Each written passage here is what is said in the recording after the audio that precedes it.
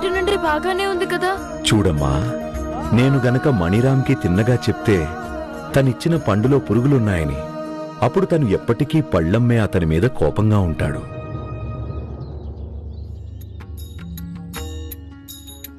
ఎన్నో ఏళ్ల బంధంలో చేదనేది మొదలవుతుంది.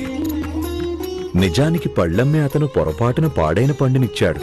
బయట నుండి చూస్తే తనకు కూడా అలాగే అనిపించింది, ఈ పండు తాజాగా ఉందని. నాకు తెలుసమ్మా, నీ మనసులో నా గురించి చాలా సందేహాలు ఉన్నాయని. కానీ నేనిప్పుడు ఒక్కటే చెప్పగలను, నువ్వు శ్రద్ధ ఇంకా సబూరితో ఉండాలి. నా మీద కాకపోయినా నీ భగవంతుడి మీదైనా, అలానే నీ ప్రేమ మీద నమ్మకం ఉంచు. ఆయనే అంతా సరిచేస్తాడు.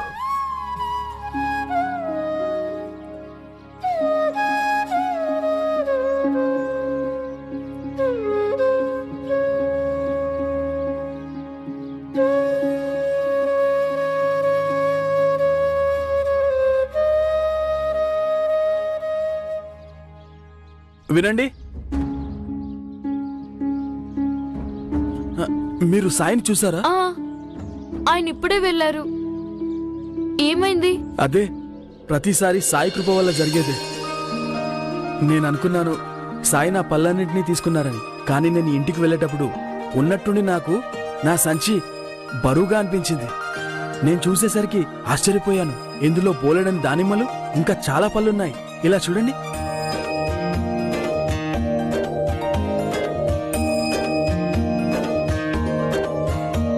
మాటి మాటికి మనం మర్చిపోతూనే ఉంటాం, సాయి ఏం చేసినా సరే అందులో మన భక్తులకు మంచి దాగి ఉంటుందని.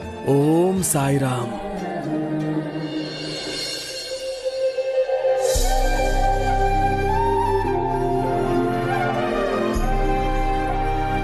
నా మనసులో ఒక సందేహం కలిగింది, కానీ సాయి నా సమస్యను దూరం చేశారు. సాయి ఖచ్చితంగా నా గురించి కూడా ఏదైనా మంచి ఆలోచిస్తూ ఉంటారు. నేను సాయిని అనుమానించకుండా ఉండాల్సింది.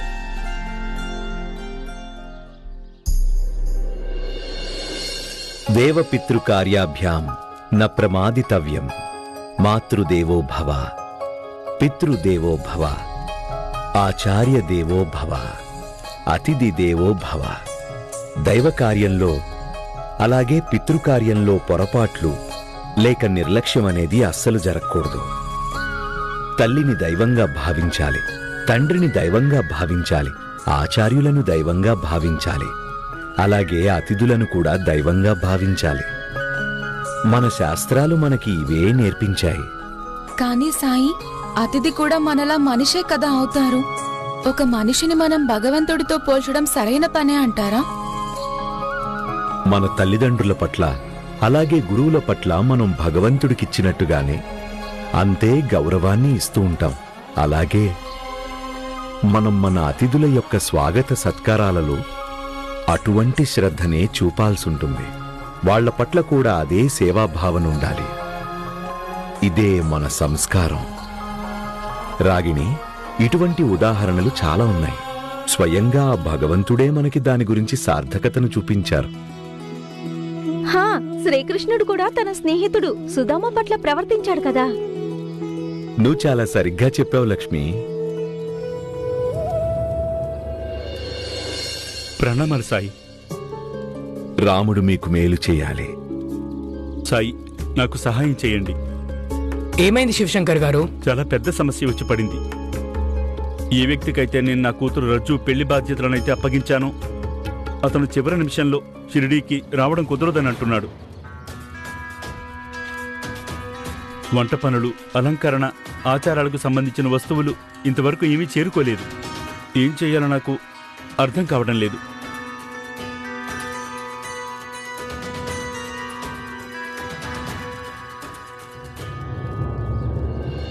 ఇప్పుడు నాకు అర్థమైంది సాయి అతిథి దేవో భవ అని ఎందుకు చెప్తున్నారు.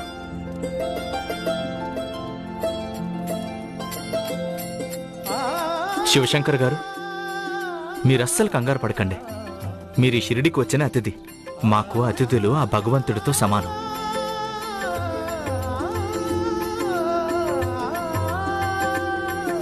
శివశంకర్ గారు, ఇక్కడున్న మేమందరం కలిసి మీ అమ్మాయి పెళ్లిలో ఏ లోటు రాకుండా చూసుకుంటాం. మీరు ఎలా ఆలోచించారో పెళ్లి అలాగే జరుగుతుంది.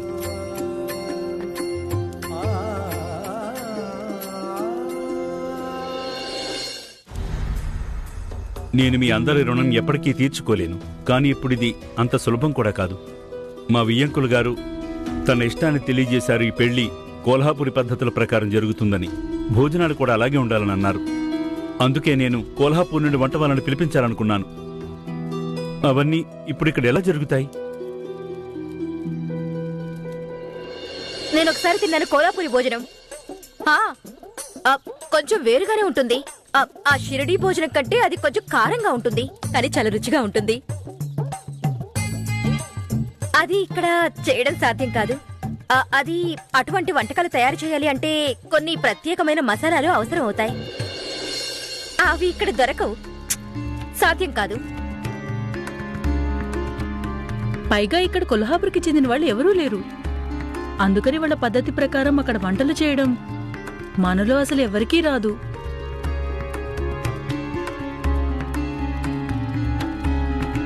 సాయి, ఇప్పుడు ఇది ఎలా అవుతుంది? నువ్వు కంగారు పడకు శివశంకర్. ఎలా అయితే కోరుకున్నావో నీ కూతురు పెళ్లి అలాగే జరుగుతుంది. ఒకవేళ భగవంతుడు నిన్ను పెళ్లి కోసం ఇక్కడికి పంపిస్తే ఆ పెళ్లి బాధ్యతల ఏర్పాట్ల కోసం కూడా ఎవరో ఒకరిని పంపిస్తాడు.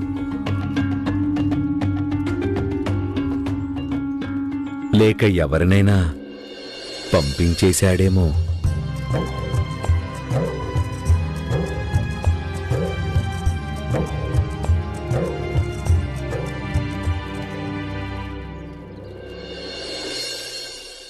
చంపక్లాల్ గారు, మీరు కూడా ప్రవచనం వినడానికి వచ్చి ఉండాల్సింది. అక్కడ నా కొడుకు స్టేషన్లో బందీగా ఉన్నాడు. ప్రవచనాల మీద నాకు మనసెలా మల్లుతుంది పాటిల్ గారు. నాకు అసలు ఎక్కడికి వెళ్ళాలని కూడా అనిపించటం లేదు. అందుకే నేను నిన్ను కలవడం కోసం వచ్చాను.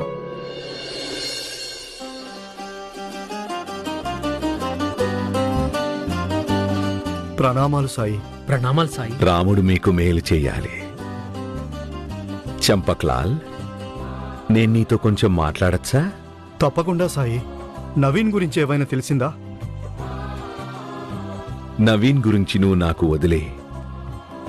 ప్రస్తుతం నాకు నీ నుండి ఒక సహాయం కావాలి. మీరు నా కొడుకుని కాపాడే బాధ్యతను తీసుకున్నారు. మీరు నా ప్రాణాలు అడిగినా ఇచ్చేస్తాను. ప్రాణం కాదు, నాకు నీ అనుభవం కావాలి. అనుభవమా? నువ్వు కొల్హాపూర్కి చెందినవాడివి కదా, అందుకని అక్కడి ఆచారాలు పద్ధతులు కూడా నీకు తెలిసే ఉండొచ్చు. అవును సాయి. మా తండ్రి అక్కడ పెళ్లిళ్ళు సమారోహాలకు కావలసిన ఏర్పాట్లన్నీ చేస్తూ ఉండేవారు. నేను కూడా కొన్ని సంవత్సరాల క్రితం అదే పని చేసేవాణ్ణి. ఇక్కడికి నా అతిథి ఒకరొచ్చారు. ఆయన కూతురు పెళ్లి ఉంది షిరిడీలో. ఆయనకి ఎలాంటి వ్యక్తి కావాలంటే వాళ్ళు ఆయన కూతురు పెళ్లిని కొల్హాపూరీ పద్ధతిలో చేసేలా ఉండాలి. పెళ్లిలో భోజనాలు, ఏర్పాట్లు అన్ని పద్ధతి ప్రకారం జరగాలన్నారు. ఊరి వాళ్ళు శ్రమదానం చేయడానికి సిద్ధంగా ఉన్నారు. సామాన్లు కూడా వచ్చేస్తాయి. నా కోరికేంటంటే ఈ బాధ్యతను నువ్వు స్వీకరించాలి. కాని సాయి, నేను ఎన్నో ఏళ్ల నుండి ఈ పని చేయలేదు. ఏదైనా తప్పు జరిగిందంటే? ప్రయత్నం చేసి చూడు చంపక్లాల్. మీరు చెప్పినట్టే చేస్తాను. మీరు కాస్త నవీన్ గురించి జాగ్రత్త తీసుకోండి. ఇంతకీ సాయి, పెళ్లి ఎవరిది? నాతో పాటు పద, నేను నీకు పెళ్లివాళ్లను పరిచయం చేస్తాను. అలాగే సాయి, పదండి.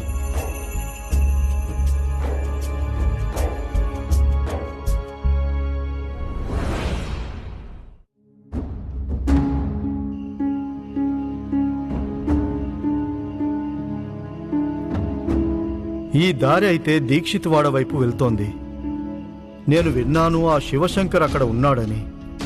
వాస్తవంగా నాకు అతని మొహం కూడా చూడాలని లేదు.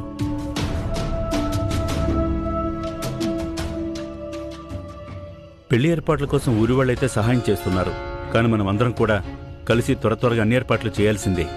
పువ్వులతంతో చెప్పు, పువ్వుల కోసం ఏర్పాట్లు చేయమని. ఇంకా మామిడాకులను కూడా మీరు తెప్పించండి. అలాగే. సరేనా?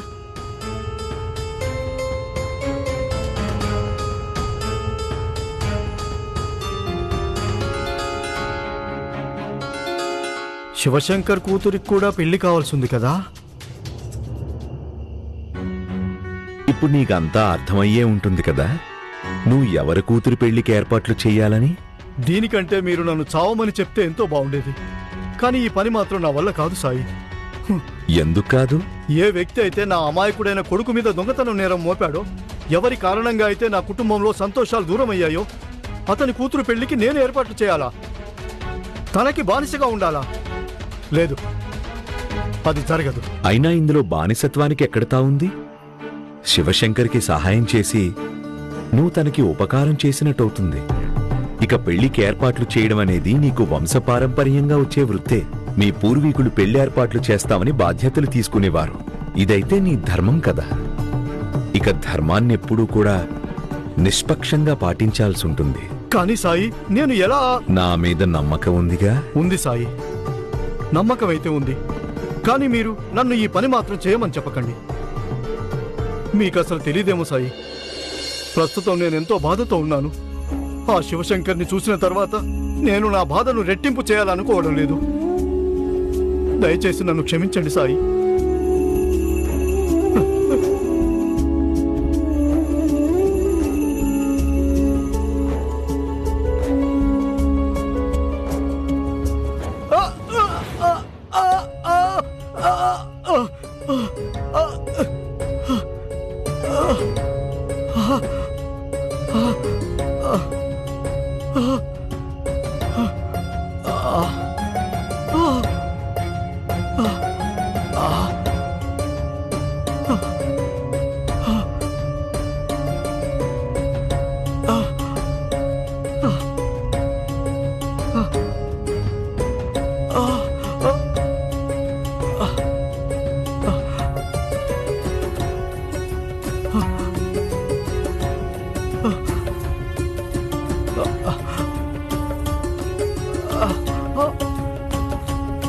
సాయి, మీరేం చేస్తున్నారు? ఎప్పుడైతే ముళ్ళు బాగా లోపలికి దిగుతుందో, దాన్ని చేత్తో తీయడం సాధ్యం కాదో, అప్పుడు దాన్ని తీయడం కోసం వేరే ముళ్ళును లేక సూదిని ఉపయోగించాల్సి వస్తుంది. కానీ సాయి, దానివల్ల నా బాధ రెట్టింపు అవుతుంది కదా సాయి. చంపక్లాల్, అప్పుడప్పుడు బాధను తగ్గించుకోవడం కోసం మరింత బాధను అనుభవించాల్సిన పరిస్థితి వస్తుంది.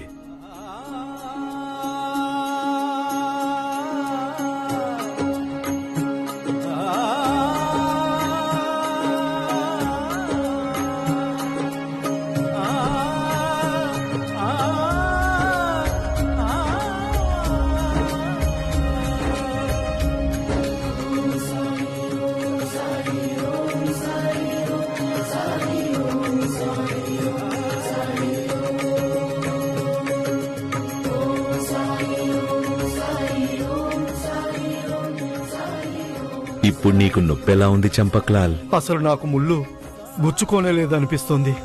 ఏ విషయం నేను చెప్పలేకపోయానో ఆ విషయం నీకు ముళ్ళు చెప్పింది. ఈ ముళ్ళును తీసే సమయంలో నీ బాధ రెట్టింపైందని ఒప్పుకుంటాను. కానీ తరువాత ఈ మరో ముళ్ళు కారణంగానే కదా ఆ బాధ తగ్గింది. చంపక్లాల్, ఇది నీకు కఠినమని నాకు తెలుసు. కానీ నమ్మకం ఉంచు. నేను ఎలాగైతే చెప్తున్నానో అలాగే చెయ్యి. అంతా సర్దుకుంటుంది. నమ్ముతున్నాను సాయి, నేను వెనకడుగు వెయ్యను. అతని కూతురు పెళ్లికి తప్పకుండా ఏర్పాటు చేస్తాను. కానీ ఆ పాపాత్ముడైన శివశంకర్ని నేను అసలు ఎప్పటికీ క్షమించను.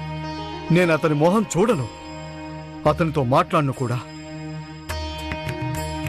అల్లా మాలిక్.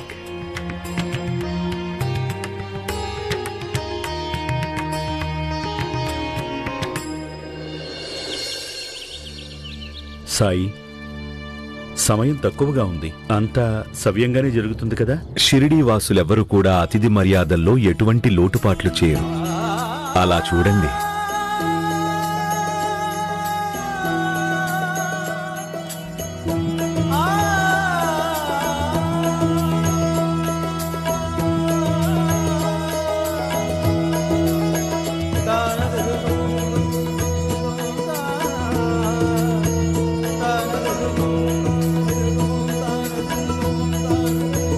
మీరందరూ ఏర్పాట్లు మొదలు పెట్టడం కూడా అయిందా? మంచి పనికి ఆలస్యం దేనికి? రజ్జో పెళ్లి బాధ్యతల్ని ఎవరైతే తీసుకున్నారో వాళ్ళు నిన్న రాత్రే మా అందరికీ అన్ని వివరాలు చెప్పారు, మేము ఏమేం తీసుకురావాలి అని. ఎవరు వారు? ఎక్కడున్నారు? వాళ్ళు కూడా వచ్చేశారు.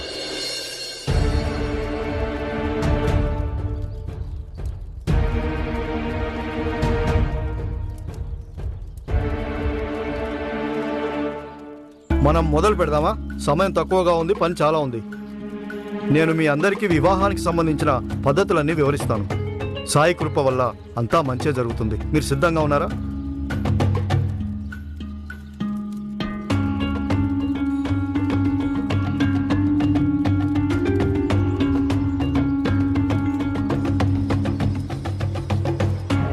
ప్రణామాలు సాయి. రాముడు మీకు మేలు చేయాలి. చూడండి, పదండి, వంటకాలు ఏర్పాటు చేయడానికి పనులు మొదలు పెడదాం. మీరందరూ ఇక్కడ సామాన్లు పెట్టేయండి.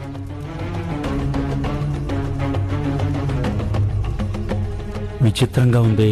ఇతను నన్ను అసలు కలవడమే లేదు.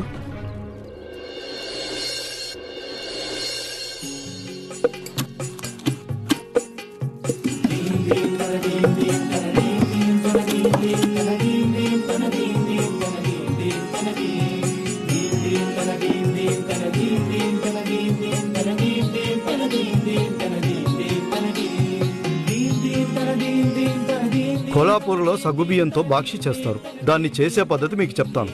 దీన్ని ఇలా తిరగలిలో కొంచెం కొంచెంగా వేయాలి. అప్పుడు చక్కగా నలుగుతుంది.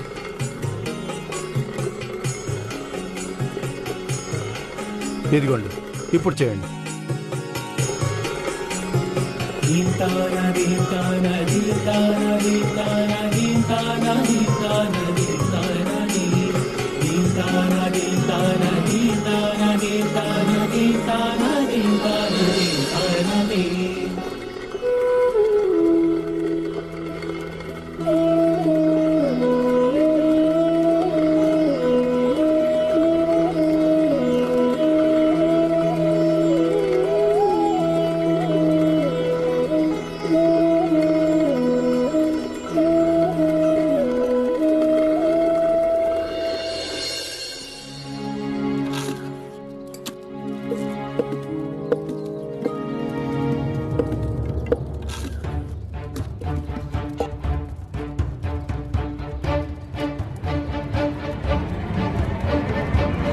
చూడండి.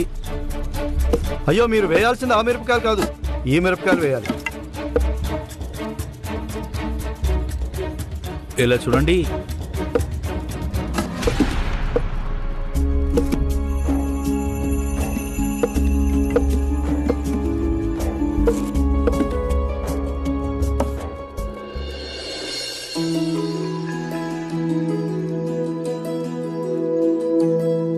అయ్యా, ఇది కాదు.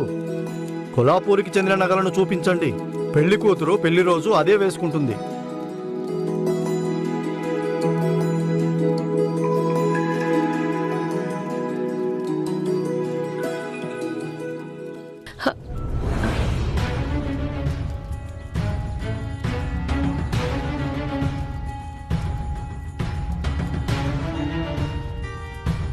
అతను నీతో కూడా ఏం మాట్లాడలేదా? చాలా విచిత్రంగా అనిపిస్తోంది. ఇతను ఎందుకు ఇలా ప్రవర్తిస్తున్నాడు? మీరు ఎక్కువగా ఆలోచించకండి. సమయం తక్కువగా ఉంది, పని ఎక్కువగా ఉంది. ఏదో ఒకటి ఆయన చేస్తున్నారు కదా. ఒక్క క్షణం కూడా ఎక్కడ ఆగడం లేదు. మన రజ్జు పెళ్లి చక్కగా జరిగిపోతే అంతే చాలు. మనకింకేం కావాలి? మాలిని, ఇది నా బాధ్యత. కనీసం ఆయనకి నేను ధన్యవాదాలు చెప్పాలి కదా. నేను ఆయన్ని కలిసి తీరుతాను.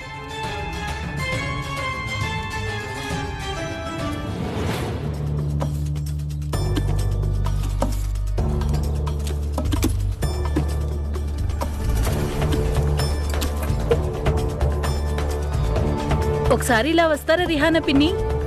ఇప్పుడే వస్తాను.